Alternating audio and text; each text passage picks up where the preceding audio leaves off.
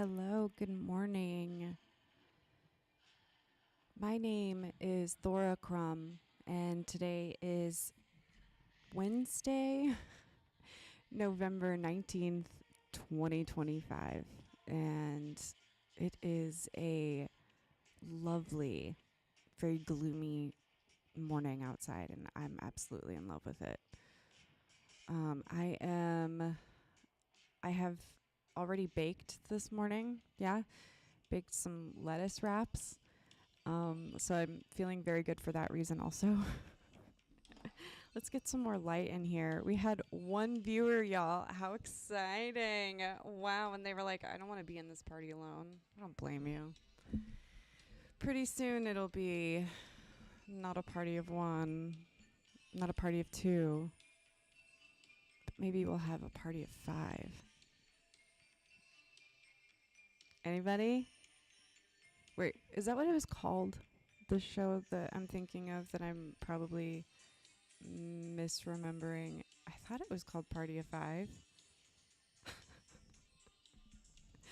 It was like Shameless Before Shameless, you know?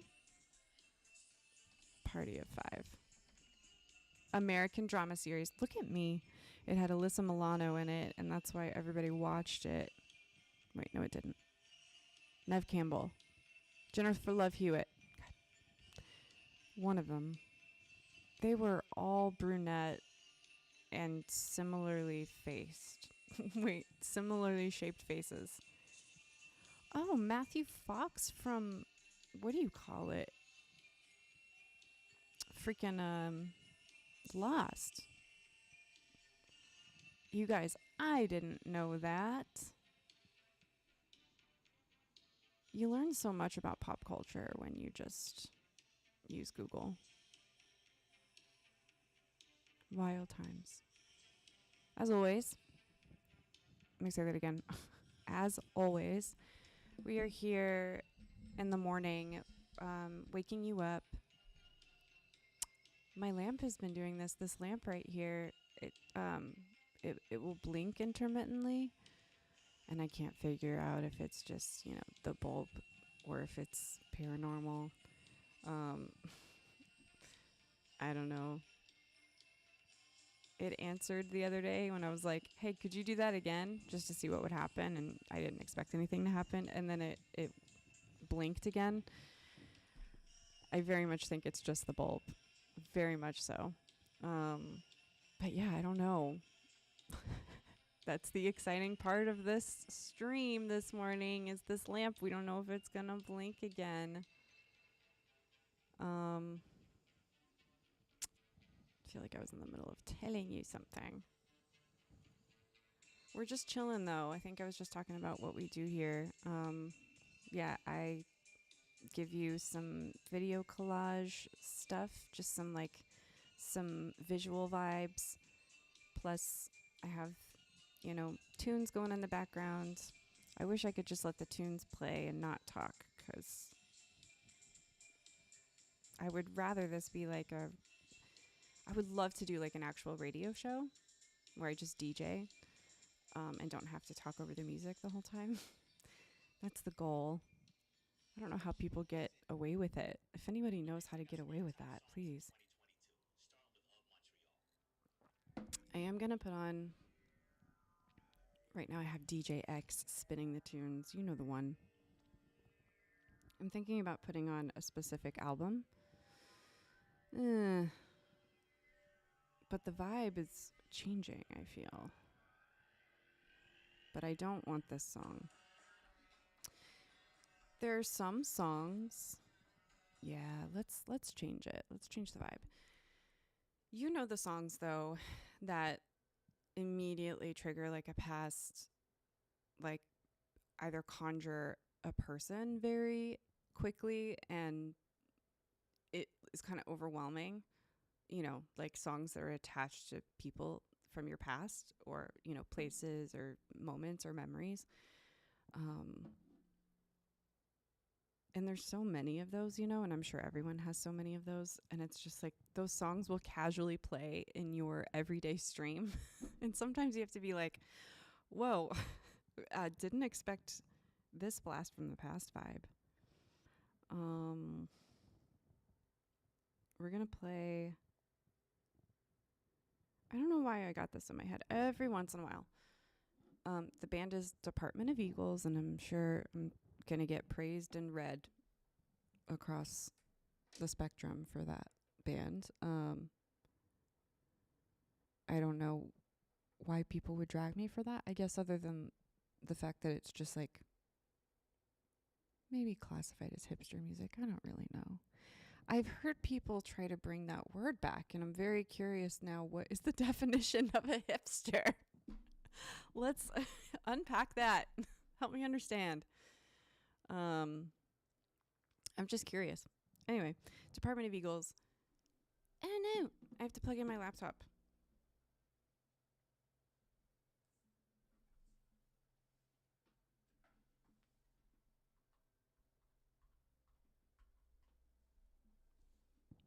Awesome. Okay. On the port that I plug into, there's like 2 USB-Cs, and I can only choose the one that works, right? And I can never remember which one it is. So I have to do like a little slapstick routine where I'm like, this one, no this one, no this one, no this one. We're plugged in and good to go. We have power now. Department of Eagles, one of my all-time very favorite bands. Their albums are really special. They're cinematic, gorgeous. So let's throw on one of these. I'm going to throw on In Ear Park. Oh my gosh, yeah. I have chills. It's so good. I was also thinking about just doing some crochet this morning. But yeah, this is a morning show. It's called Morning Drift Radio. And the idea is just to honestly enjoy the morning. Oftentimes, my Gemini brain will pull me in different directions. So I'll like look up random things and go down wormholes. We've been reading from Witches.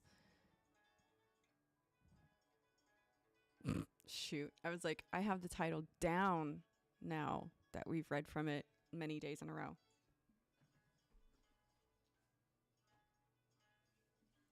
It's called Witches, Ghosts, and Signs.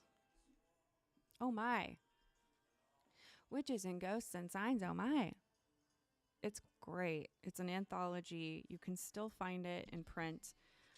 It is considerably more expensive than I thought it would be, but I guess I got lucky. I found it on my Nana's shelf in like the the library adjacent to the living room.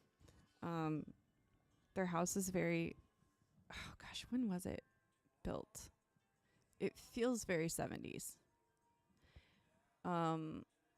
In that you have very designated, spaces. There's no open concept anything. Well, that's not true. Some of their spaces kind of do.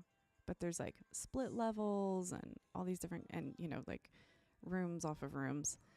And there's this bookshelf built in. And of course, it's always been filled to the brim, and everything has been arranged on there, and it has just sat like a living archive, not touched. Every once in a while, people peruse, but it's like something that stays very untouched. And now that my Nana's getting older and, looking at downsizing and letting go of things, she was like, oh yeah, take whatever you want. So I came upon this book knowing that I was the only person that was really going to go crazy for this. But you can tell, I don't know how long this has been sitting on the shelf, but you can tell it's been there a while. And this was published in 1974, I want to say. I could have gotten that wrong. Let's see. 1975 in Grantsville, West Virginia. So this is West Virginia folklore. Deep Appalachian folklore. And Patrick Gaynor, our buddy, He went and interviewed a bunch of old people and got their stories, and that's what this is. But it also has folk cures. Cures? I hate that word. Cure. Cure. The cure. Liqueur. How do I say it normally? Because it sounded wrong when I said it this past time. I don't know. Wizard clip. All right. I just turn to this page. We have not read this one, I know for sure, because I would have remembered reading Wizard clip. But let's go ahead and dive into this one. Okay. And I love this album, Ear Park, because it's a perfect underscore for ghost stories. So grab your coffee or your cuppa and get cozy and ready for a ghost story. Ghost, ghost, ghost, ghost, ghost, ghost. Okay. Wizard clip. And I have to do the dialect as well. I've realized that trying to read these without a southern accent, you sound like you don't know how to speak because of the way that it's written is so conversational. So I will have to dip into that pretty hard. So just watch out. It's going to be, your ears are about to get a real treat. Okay, wizard clip. One of the most remarkable combinations of history and folklore is the story of Wizard Clip. We have put the story together from various oral accounts, from documentary sources and several visits to the scene at Middleway. There's no doubt that the story is based on real happenings that took place in the year 1797. Oh, what? Ooh, that's... I got so, horny for history just now. Sorry. 1797. That's the oldest year ever. There's no doubt that the story is based on real happenings that took place in the year 1797. For the case was investigated and reported by a capable and reliable investigator. Why'd you have to point that out? Now he sounds less credible. But the story has been told and retold through many generations, and thus has become a folk tale which belongs to oral tradition. All right, here we go. By the year 1797, Adam Livingston had established a home for himself and family on the banks of Opequon Creek at the edge of the village of Smithfield. The village was named for Mr. William Smith. Smithfield, great. Who had obtained a grant of land there in 1720. God damn. Yeah. So it turns out this is the one academic. This is one not written in first person.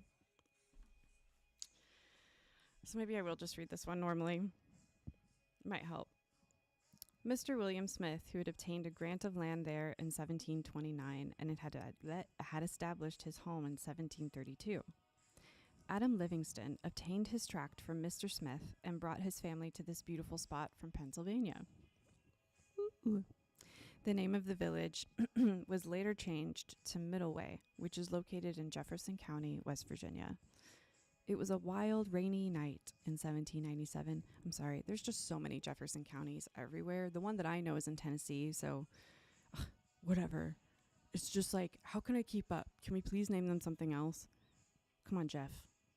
It was a wild, rainy night. Here's where it gets good.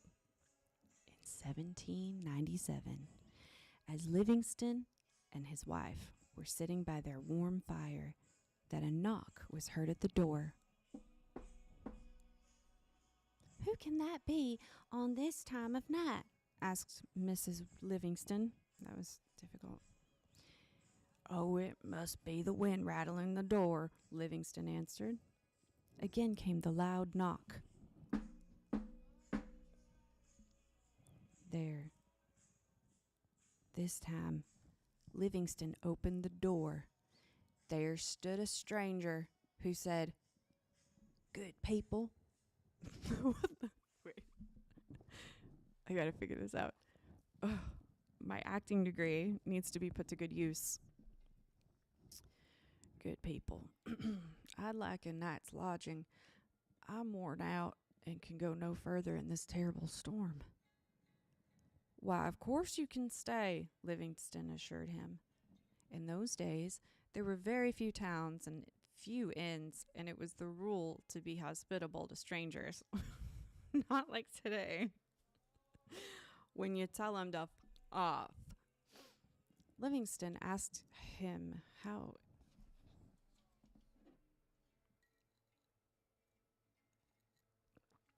Why is it difficult to read and other times not difficult? Gosh, and we have 1 million viewers right now. God, this is so embarrassing. Something's bothering me. Can you tell? I'm like sensory overloaded and I can't get back to this beautiful storytelling. Okay, here we go. Why, of course you can stay, Livingston assured him. You see, in those days, there were very few towns and few inns, and I can't handle this. This is turning into a slapstick comedy, not on purpose. But because someone was like, oh, you're going to feel so much more comfortable on camera in a mask, but no one is going to tell you until you're on camera that when you're trying to read a ghost story, you're going to get little fuzzies from the mask up your nose, and then it's going to tickle you, and you're going to have to stop 10,000 times. It's still happening. I don't know what to do. It's so uncomfortable. Oh my God. You guys help. Or is it like a chain? We're going to have to figure this out off camera later. Livingston asked how far he had come, but the stranger seemed too tired to talk. He was shown to a room and immediately laid down to rest. About midnight, the Livingstons were awakened by a call from the stranger. I'm sick, he groaned. I'm afraid I must be dying. For the love of God, get me a priest. Livingston was a Lutheran. Though his wife had been a Catholic, he had little sympathy for priests and did not think it necessary now to go into the storm to fetch a priest for a stranger. There is no priest nearer than Charlestown, said Livingston, and even when I went there, I might not be able to get one. Along toward morning, the stranger died without even telling his name. Oh no. When day came, the neighbors were called in to help lay out is in quotation marks, lay out the stranger, and to sit up with the body, as was the custom in those days, until the time of burial. Mrs. Livingston placed some lighted candles around the body when suddenly a strange sound was heard. Clip, clip, clip. And little half-moon-shaped holes were found in the clothes of those who heard the sounds. Word quickly spread around the community, and people who came heard the sound, and many had their clothes cut by the invisible shears. After the burial, the strange happenings continued. Livingston had many misfortunes. His cattle died of murrain. The hell is murrain? We're going to have to look that up. And his crops failed. He lost a purse containing some money, but worst of all, he was plagued day and night by the insistent sound of the shears that went clip, clip, clip. Even clothes that were locked away in the attic showed the little half-moon holes cut by the invisible shears. The bed linen, the clothing of the family, and of the visitors who came there, even the saddlers and harnesses. Even the saddles and the harnesses were all clipped. It was said that one woman came there wearing a cap. Before she entered the house, she put the cap in her purse. For she said when she was not going to have her cap ruined. Oh, I see. She was like, I'm not going to have my hat clipped. But when she left the house, she found that her cap, which had been in her purse all the time, was ruined by little crescent-shaped clips. Many terrible things happened, and Livingston was frantic.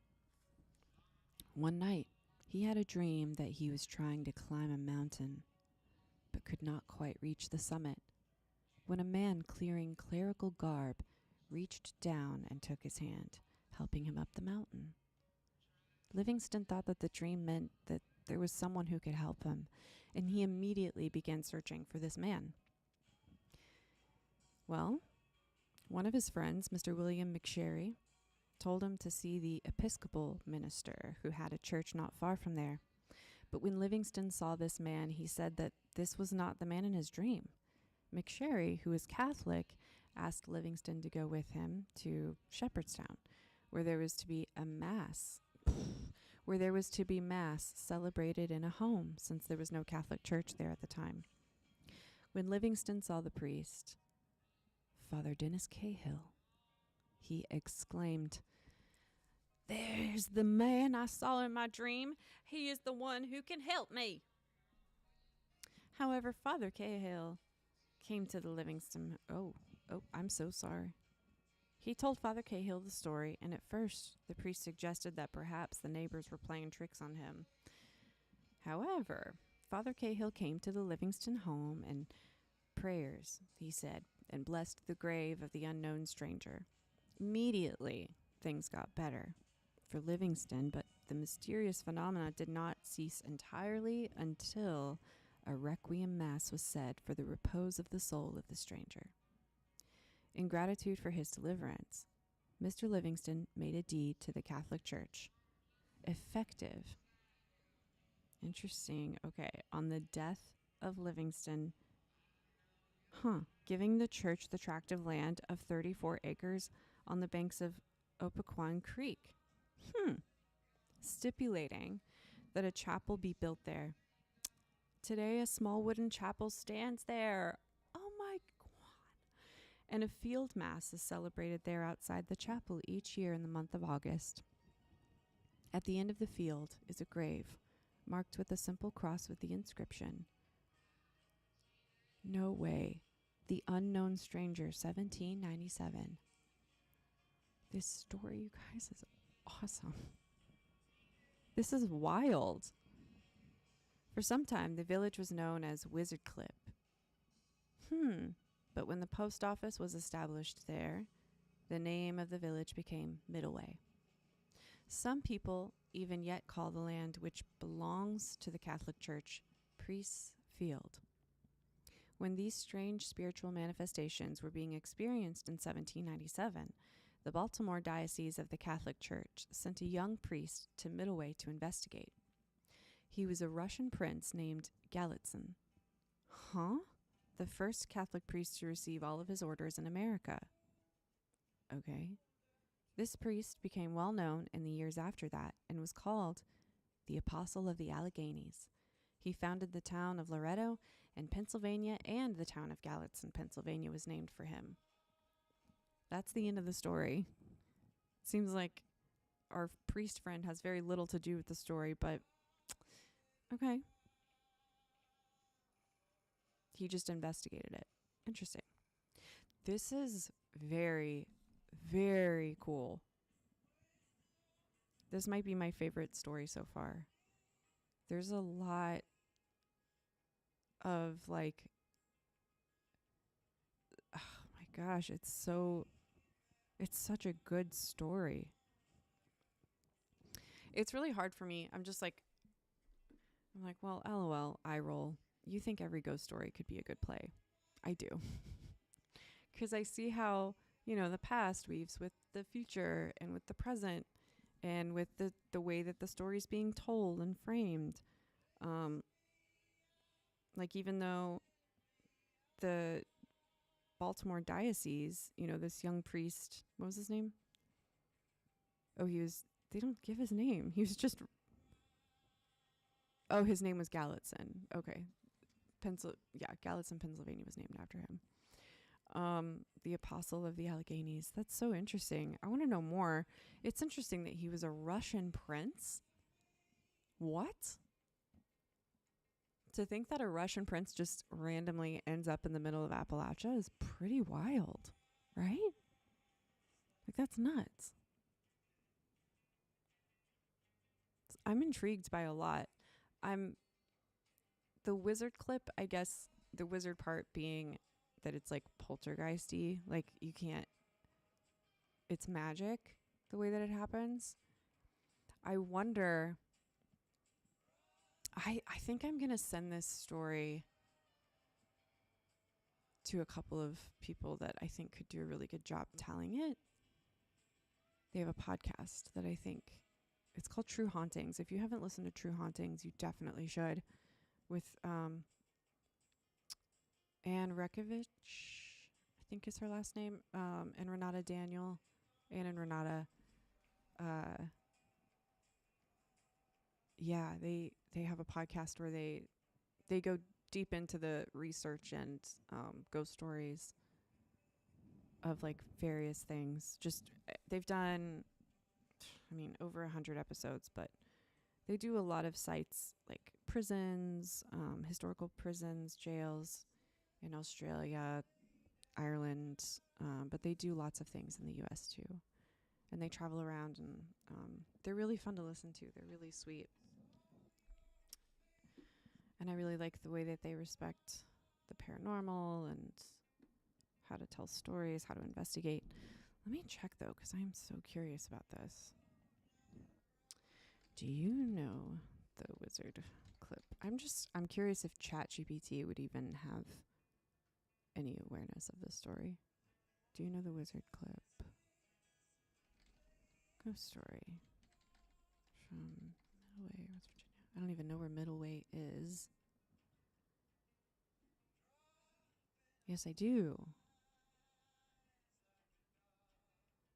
I love that there's also a marking for the unknown stranger. So good. Oh, wow. It's cited as one of America's first poltergeist type hauntings in written form. Wow. This story has multiple variations and exists in religious, folkloric, historian accounts. Yeah, wow. So we're going to go to another website because this is fascinating. This is so wild. You guys, this is so fun. I love going down wormholes. I love it. I was also, if anyone's curious, just before I close this tab, I was looking up cosmic horror, and I was like, what is that? Because I didn't know. I'm new to like subgenres of horror, and I'm trying to figure out what it is that I like so that I can stay away from the stuff that I have no part watching.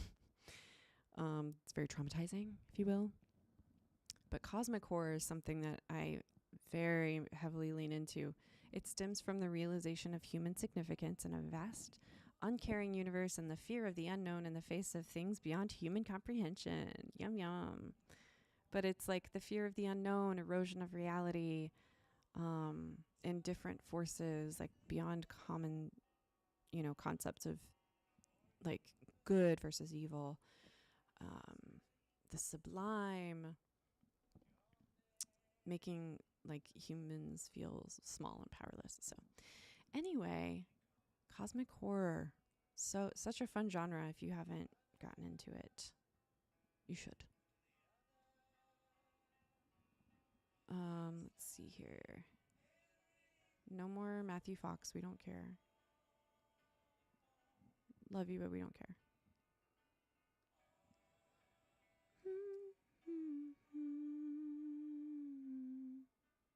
We're still listening to Department of Vehicles in Ear Park.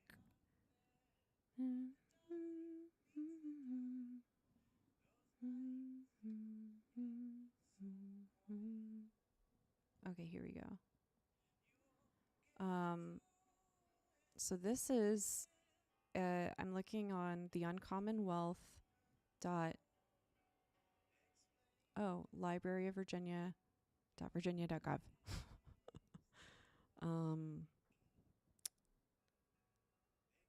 Is it in West Virginia or Virginia?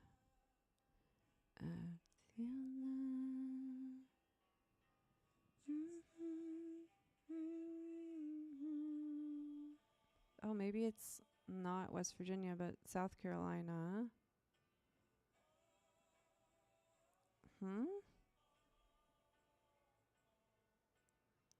My bad. No, West Virginia.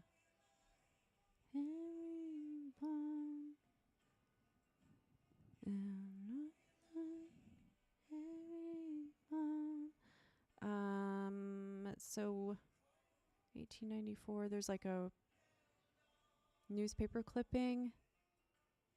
It's called Tale of Wizard Clip, a wild legend of old times in West Virginia.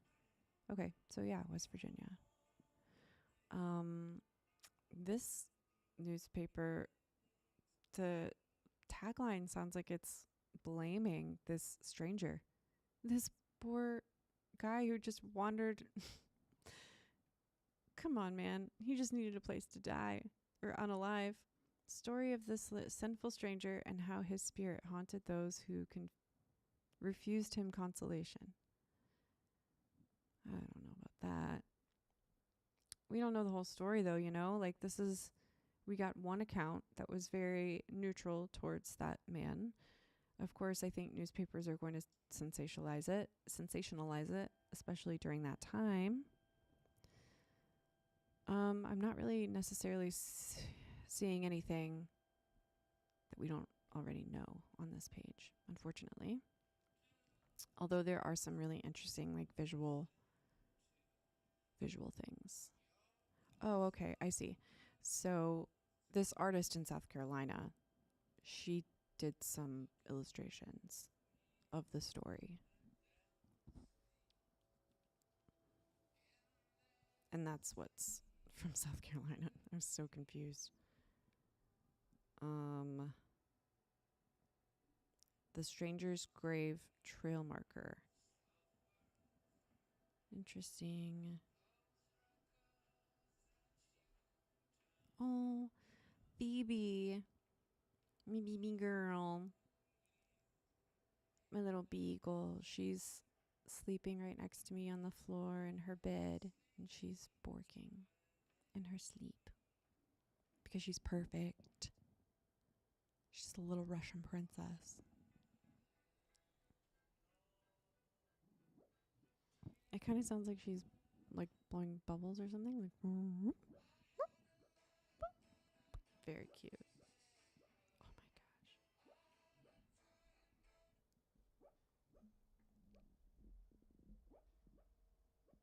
don't know if you can hear it. It's so cute.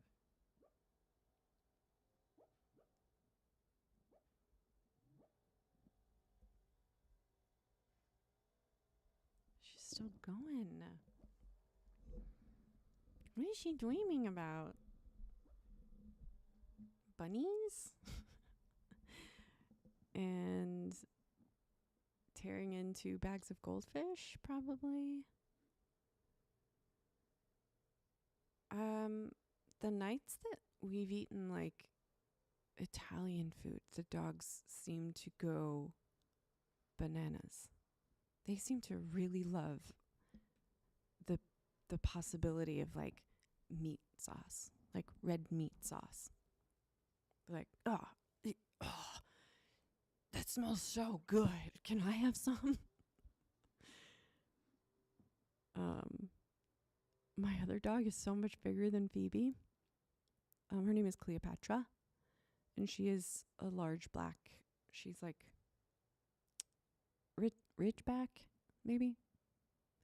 I can't remember exactly. But she's got ears that stand straight up. And she's just a tall girl. She's just lanky and big. Probably the same height as a greyhound, maybe a tiny bit shorter, but still tall. But she's such a sweetheart.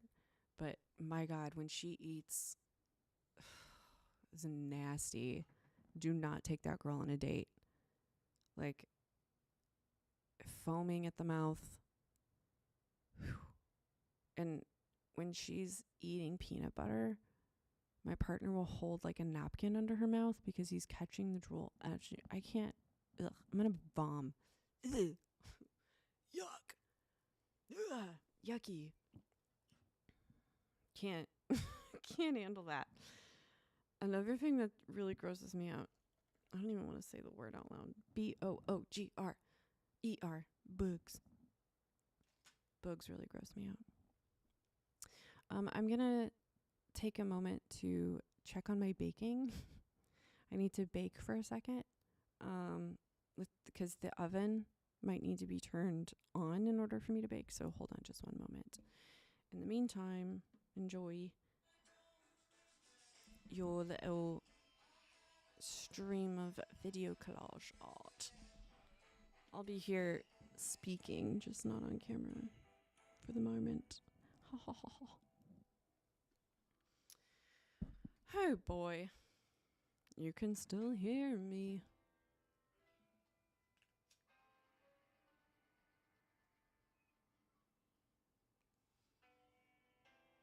That ghost story was so good. I'm glad I chose that one. Very glad. I'm wondering if we should read one more.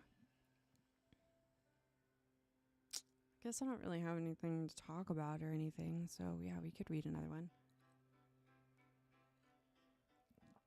Oh my goodness, this coffee is freezing. Shoot. One moment while I go heat that up. I'll be right back.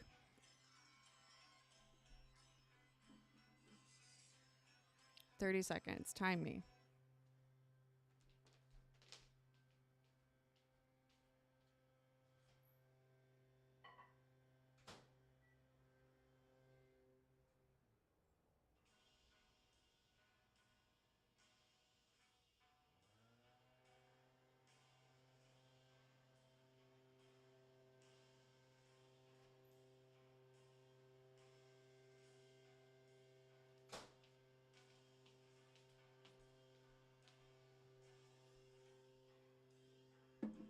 All right.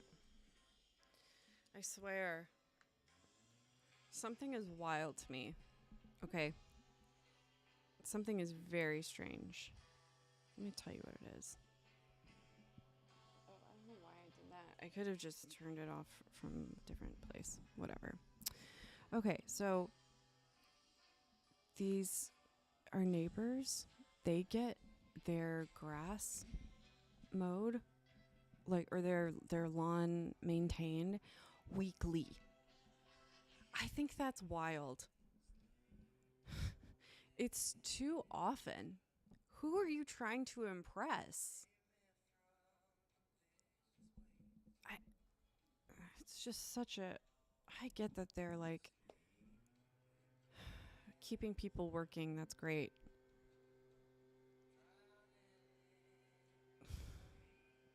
The only reason I have an issue with it at this very moment, the way it's impacting my life, is that it's just loud and I can hear it. I don't know if you can hear it. So it's really not anything for me to care about. Which usually means I'm going to try to my mind's going to try to make me care about it, right?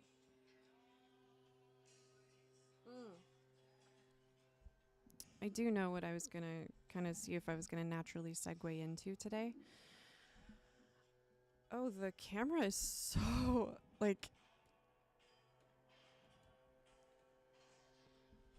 sorry. I really feel like it was showing too much of something. I don't know. No. You can't see anything. That would get me in trouble. Sorry. Got distracted by a couple of things, but we are back on track. So one of the things that I was going to see if I would naturally segue into at some point is the conversation around AI, artificial intelligence. That's right. And ChatGPT specifically. I have conversations about it daily with people, just in terms of, I teach in colleges, or I teach in a college setting. So of course it's going to come up a lot. And I'm working with high school students that are doing early college classes. And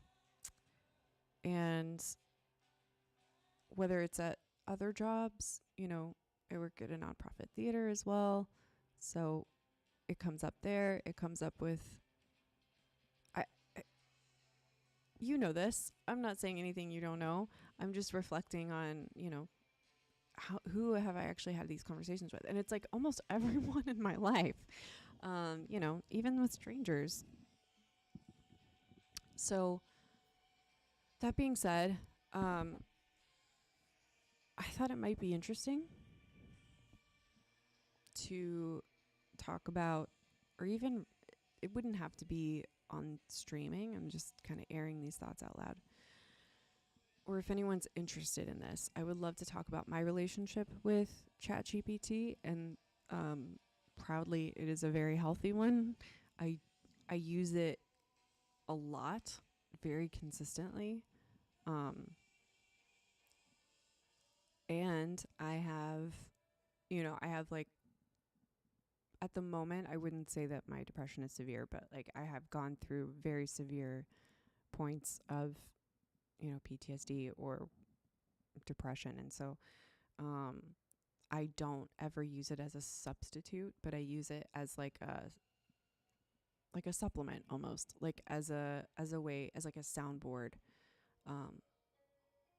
and I've used it in such a way that has gotten me healthily and made me stronger. I've gotten through some incredibly dark nights of the soul using it. I use it creatively.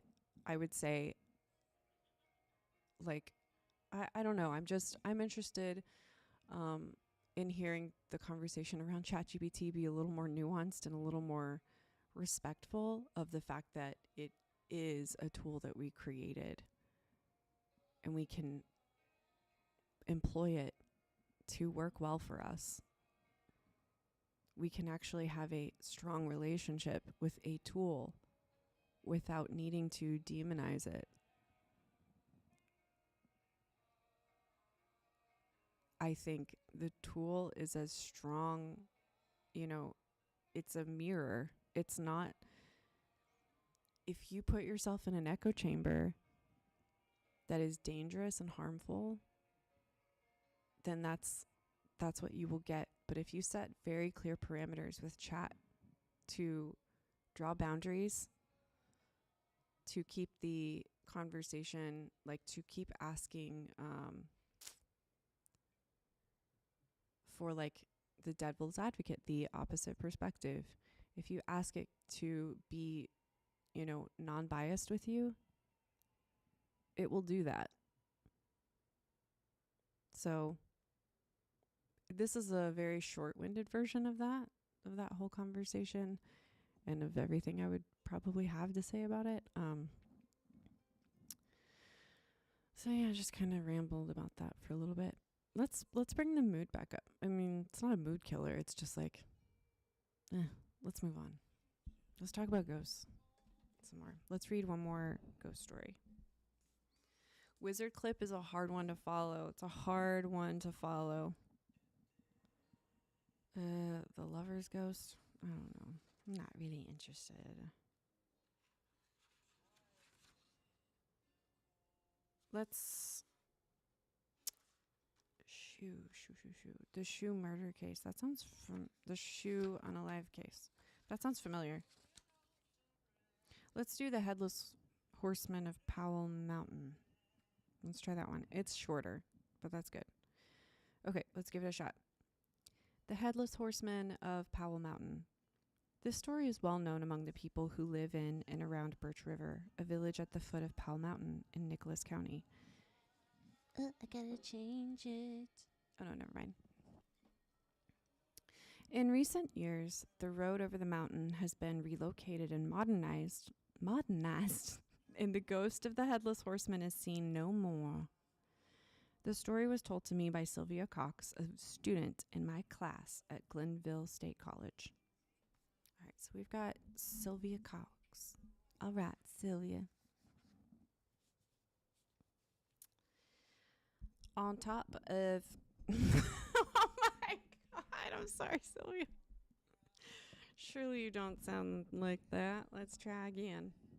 Sylvia. Well, she was a student. Maybe she was real young. And spunky. Okay. Out on the top of Powell Mountain in Nicholas County, there is a lonely grave. It is the final resting place of Henry Young, a young man who was killed by the Home Guard during the Civil War. During the Civil War, civilians sometimes organized into groups who called themselves the Home Guard. Their purpose was supposed to be to protect their homes against the ravages of enemy soldiers. But some of them were, in reality, nothing more than guerrilla bands of outlaws. It was such a group that unalived Henry Young, a lonely road, now seldom used, winds down the hill from the grave. Partway down that hill is a huge rock, which in days of old made a fine camping spot for people who came from miles away to gather chestnuts in the fall. Every night, about midnight, Henry Young rides that road. First can be heard the clanking of chains which bound him. Then, as the shadowy outline of horse and rider come into view, one notices that the rider has no head. Closer they come, and out of the night emerges the headless horseman, carrying his head in his lap. Arnar. He does not stop, and he bothers no one. He does not even so much as move the head in his lap to the left or the right, but he passes on down the trail to emerge again the following night, just at midnight. Oh, very interesting.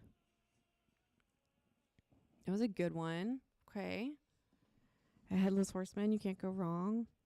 How creepy. What would you, like... I think I'm like, oh, I've heard these stories before. Try me. Old. But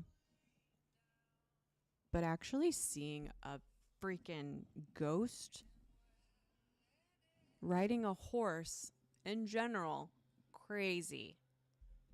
Insanity. Best day of my life. Also, I'm gonna mango in my pants. If you don't know what that is, it's code for I'm gonna poo my pants. I made it up a long time ago. Some people know it. You don't. Now you do. Mango. If I saw a horseman that was headless on the back, oh my gosh, Cleo's outside.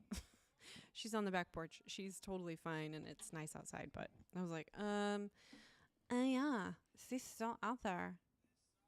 She's watching squirrels. Let me go grab her really quick. I'll be right back.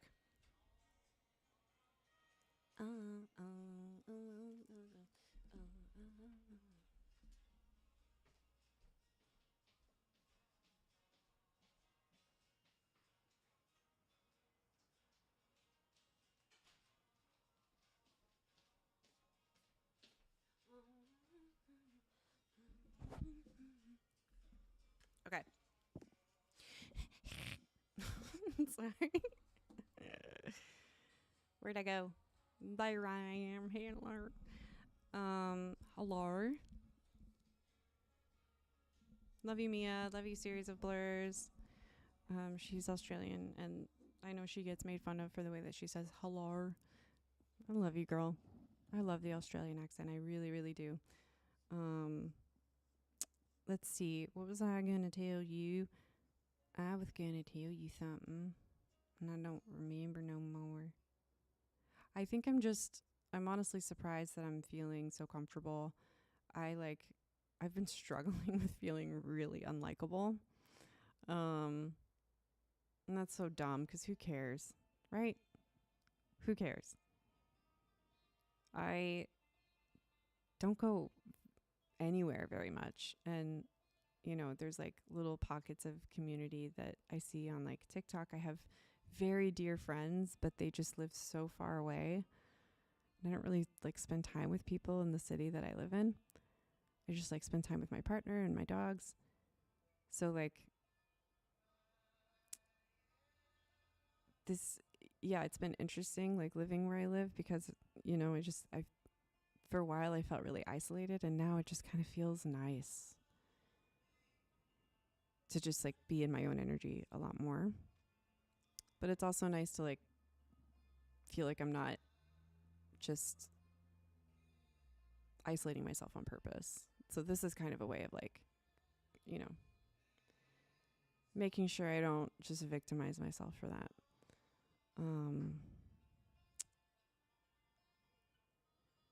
Yeah, there's a lot of shit going on in the world, huh? I don't know why that came into my brain, but it did. I think just a lot of the things that we talk about and think about seem so inconsequential when it comes to, you know, the broader things at play in the world and how like terrible things feel. But at the same time, like,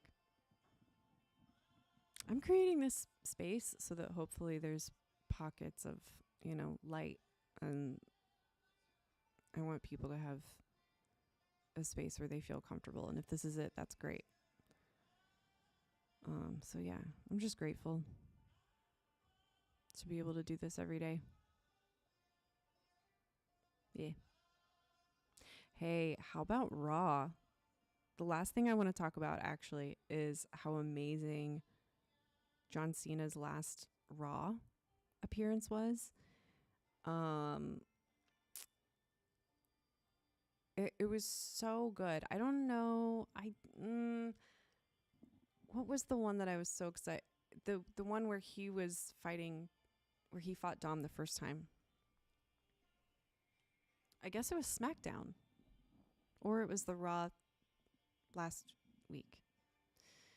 Anyway, I don't know which one I enjoyed more, but this one was just like a continuation off of it.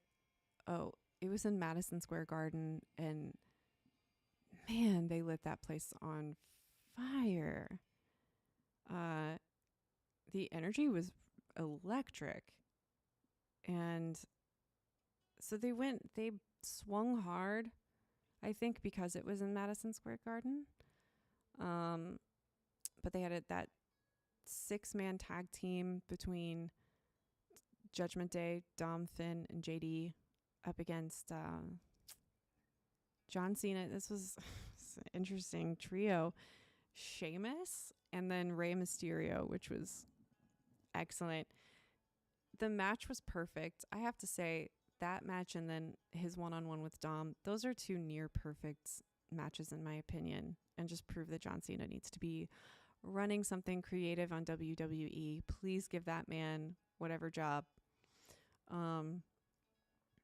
Let's just give him the country. Let's just make John Cena president, and just let's see what happens. Really, let's just see. I'm curious. Why not? I have chills thinking about it. So cool. Anyway, the match was so good because if you know Sheamus and the Bangers, the three of them, they all lined up the Judgment Day. And Sheamus was in the middle. They were about to all do simultaneous like bangers on each of them. It makes more sense when you see it. Just watch the first match from Raw from Monday. And Sheamus is like, no, we have to change this. He changes the formation so that John Cena can be in the middle. Like, it feels very theatrical. They are playing up every single trope and finishing move that you can think of. You get a moment where you think Rey Mysterio is going to 619 his son, and he does not. But he does end up 619ing both Finn and JD at the same time. So that was classic. But John Cena was just, you know, he's the ring leader the whole time in the background. So it's a really, really outstanding. It was great. It was great. Great television from top to bottom. Once again, I have one complaint, and that is that I don't think Maxine Dupree is interesting. hot take. I just don't. So I would love to see someone else get that title. There's so many incredibly talented POC women. I would love to see just a variety of representation. Maxine Dupree just doesn't do it for me. Speaking as a white, half blonde woman myself. If you're going to go out, like, just, I don't know, whatever. I know she's gotten a lot of gruff, and I know people are, like, trying to balance the scales with, oh, she's working really hard. That's great. Doesn't mean that she necessarily needs to be in the arena that she's in. No. And AJ Lee, man, I can't stand. I just can't. But I could watch Alexa Bliss, Charlotte Flair, and Rhea Ripley, Io Sky, even like, I love that. I didn't know who Lash Legend was, but I'm glad she's back because she's so funny when she's selling. She was flopping around that ring when Alexa Bliss was chopping her. It was so funny. I was dying. And then the Kabuki Warriors as well. My gosh. The women's division is so strong. So it's just kind of rough to see someone like so kind of milquetoast, just like, you know, such a just how do I want to put this as like accurately and respectfully as possible, but also commenting on the fact that like it is what it is. Maxine Dupree's brand, it's pretty clear what we're selling, right? I want to buy something different. Okay? When it comes to wrestling personas, let's package something different. I think Bella, what's her last name? Nikki Bella. I was not a fan when she came back because I was like, oh man, this is just like straight out of that era that I avoided when I was little because I was like, this isn't for me. This isn't for little girls that don't just want to become symbols of like objectification. No thanks. But she's come back and sort of made an interesting narrative for herself. That being said, she's turning heel, and I think that's interesting as hell. But some of the women I would like to see. I'd like to see some variety. Hello, like, where did Chelsea Green's lady go? Where'd the tall lady go? You know, we need some powerhouses. We're missing Naomi right now. We need her. We've got Jade. She's killing it. We just need more. Anyway, that's my time. I just rambled about wrestling for the last like 10 minutes. This is going to be such a strange like road to find out who wants this content, because whose interests are going to cross over like this? Who? I fear only a tiny subset of straight men. What I'm hoping is that the gays find me, because that always works way better. So much more fun. Straight men, I guess you're welcome. Just you know, don't be an asshole. Be a good one. Or get lost. That's 10 a.m. All right, I'm gonna skedaddle. I have to decide what I'm gonna do after this. I don't know. We'll see. Crochet. I'm crocheting something for my grandmama. And I'll show you as it gets bigger and bigger, but I'm doing filet crochet. Filet crochet? Fillet? I think it's filet. I really hope it's filet. Because if not, that's really funny, but that's what I'm going to call it from now on. Okay. Let's see. So, It'll be, you'll see what it says when it's done. Yeah. Anyway, love to you and yours. Surround yourself in light and go do something tiny and rebellious. You know, still give yourself time to be mischievous, but just surround yourself in light. And I love you.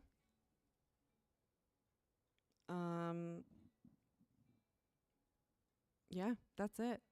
I need to come up with some snappy ideas for how to end this, but for now it's just going to be like, I'll see you later. Love you. See you tomorrow probably, right? Bye.